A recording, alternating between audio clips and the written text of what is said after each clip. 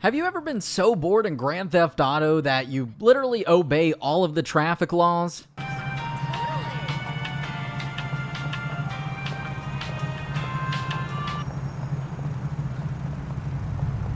Don't lie. Leave a like on the video if you have. And hey, if we get 5,000 likes on this video, I'll finally delete my channel. So here lately, I've been riding this GTA 4 nostalgia wave. Because if you think about it, Grand Theft Auto 4 was a really perfect get...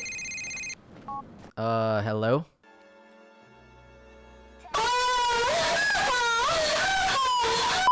So long before the days of Grand Theft Auto 5 and really even GTA YouTube videos, you had to improvise and make your own fun when it came to the Grand Theft Auto series.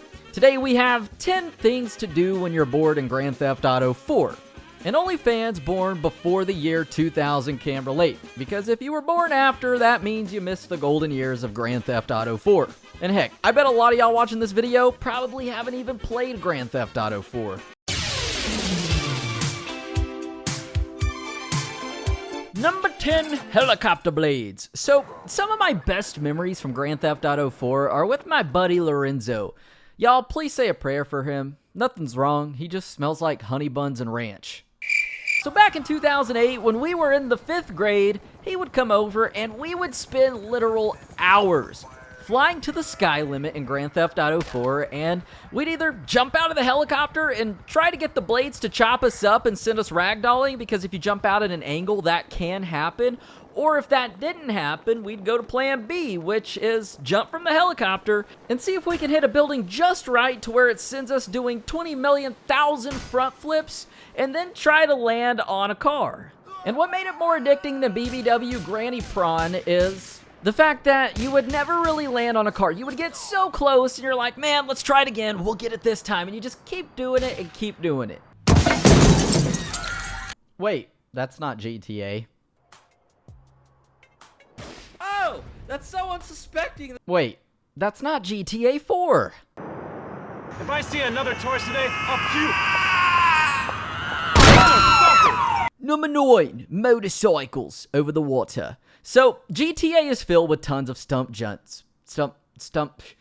tree stumps. From rooftop riding in GTA Vice City to biking off the OG Mount Chiliad in San Andreas, and my personal favorite, ramping from Alderdy to Algonquin. So, when I first discovered this, I was met with infinite failed attempts where my car would make it halfway over and I'd instantly die the next day. So, that's when my 10-year-old brain realized that I need the Energy 900. Imagine if Rockstar misspelled that bike name. That would make Rockstar a racistist. So, with the Energy 900 being the fastest bike in Grand Theft Auto 4, I think, it allows us to pick up enough speed at least to not only make it to the other island, but also do some cool tricks like backflips and stuff and try to land them. And just like jumping out the helicopter with the helicopter blades and trying to land on the ground, it's super addicting. And if you fail, don't worry, because there's actually a cheat code for the bike, so you can just spawn it in and make your way downtown. Number 8, the Statue of Happiness Cup. So, one of my greatest accomplishments in Grand Theft Auto 4 was landing on the cup that the Statue of Happiness is holding up. I even have a picture of this somewhere on my old BlackBerry phone. And if y'all think iPhones are cool, you weren't cool back in the day unless you had a BlackBerry Curve. So, landing on the cup, I think, is one of the hardest things to do in Grand Theft Auto. It takes extreme accuracy, but it's a cool feeling when you finally get it. And while there's nothing up there in Grand Theft Auto 4, in the Ballad of Gay Tony, Rockstar actually added a hidden pair of shoes up there. So, take that, Hillary Clinton. Breaking news, GTA YouTuber Black Croc STD's eyebrows found dead by apparent slip and slide. I can't say that because it'll demonetize the video. Number 7, the airport stunt ramp. Because Rockstar took away the ability to fly airplanes in Grand Theft Auto 4 since the map was too small, the airport is really only good for getting 5-star wanted levels, the world's slowest vehicles, and letting airplanes destroy your car. But there is something very cool that you can do at the airport. So there's this weird little ramp there, not sure what the technical name for it is, and really I don't know what it's used for, but while it may not appear like anything, if you hit it just right, That's what she said. You will do a perfect barrel roll, and it's almost anxiety-inducing because you want to get it right, and a lot of times you will get it right. Get it right, get it tight. I don't know, but it's really awesome. So there's tons of other things at the airport that can be used as ramps, and while it's super simple, it makes the experience so much more fun. Number 6, Little Lacy Surprise. So, sometimes the best thing to do in Grand Theft Auto is rack up a super high wanted level and see how long you can survive. One of the easiest ways to do that, in Grand Theft Auto 4 at least, is to go to an internet cafe. And did those things ever exist in real life? Have y'all ever wondered that? Either way, kids these days will not be able to relate to that. But once you go in, log onto a website called LittleLacySurprisePageant.com. Surprise is an understatement when it comes to this. Just know that Jesus and Chris Hansen are watching. Because when logging on, you'll be met with a screen from the LCPD letting you know that this is a sting operation, your IP address has been cataloged, and an investigator will be contacting you soon. But Little Lacy Surprise hasn't even hit yet. It's not until after you log off that little bitch has landed you with a 5-star wanted level. I wasn't even trying to look for cheese pizza, guys. I was just trying to see what the surprise was. Number 5, the airport tower glitch. So, aside from the cool tramps at the airport that we talked about earlier, there's a pretty cool glitch that we can do at the airport.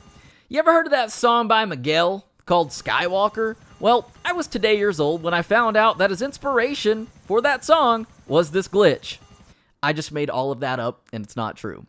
Well, if you take an annihilator and you land it just right on this tower thingy-mabob that I don't know the real name of or its function because I'm not familiar with the technicality of airports, and I'm only saying all of this in hopes that it makes the video longer than 10 minutes because I'm a horrible person. Okay, we get it. So, when you land this helicopter just right on this spinning radar thing, your helicopter will freeze in place. And you'll be able to get out and walk around on a small portion of the sky, and if you want to, you can fend off cops until you get really bored. I'm telling y'all, GTA was so much simpler back in the day. Number 4, going grenade in a hospital. So, GTA hasn't probably brought out the evil in you. It has brought out the evil in you.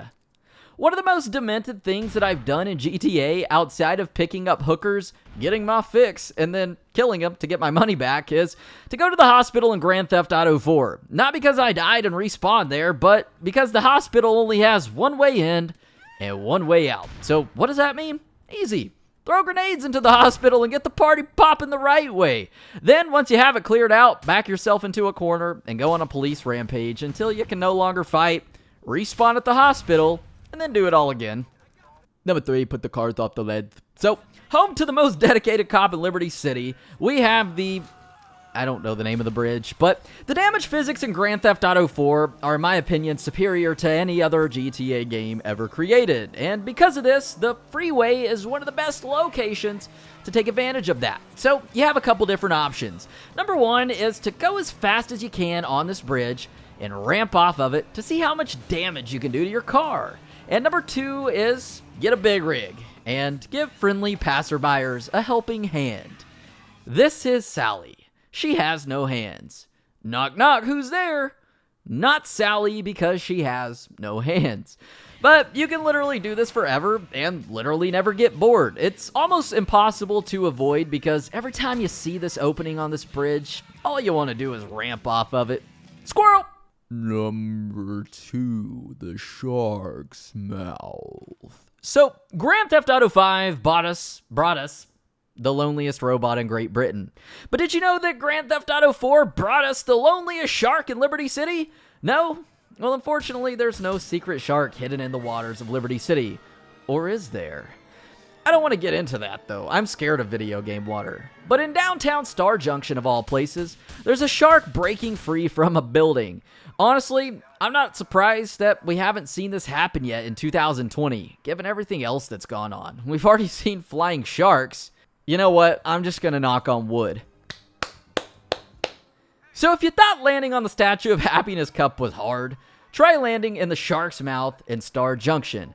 While there's nothing up there, it's still pretty cool to do, especially back in the day if you were in a GTA 4 multiplayer lobby with your friends. I remember this one time, me and all my buddies got inside of here. Then, after an hour of trying to get us all up there, one of them took out an RPG and killed us all.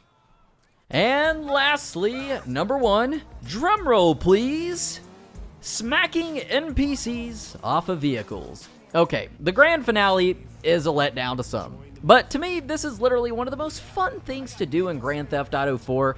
It's one of the first things I ever discovered you could do in the game. So basically, if you irritate any of the NPCs and try to pick a fight with them, or just steal one of their vehicles and wait for them to try and take you out of it to get it back, well, they're going to latch onto the door handle if you take off, and that's going to give you free reign to just drag them around. They are that dedicated that they won't let go. And when you're dragging them around, you can smack them into other cars, poles, or just about anything you want. And given GTA 4's amazing physics that I talked about earlier, it puts a sick and twisted smile on my face every single time. Well, my friends, this concludes our Don'ts Macabre. That means absolutely nothing and isn't relevant to the video at all, but if you did enjoy, you better leave a big, black, veiny, juicy, hairy thumbs up on the video. 5,000 likes, and I will delete the channel. And do you all a favor.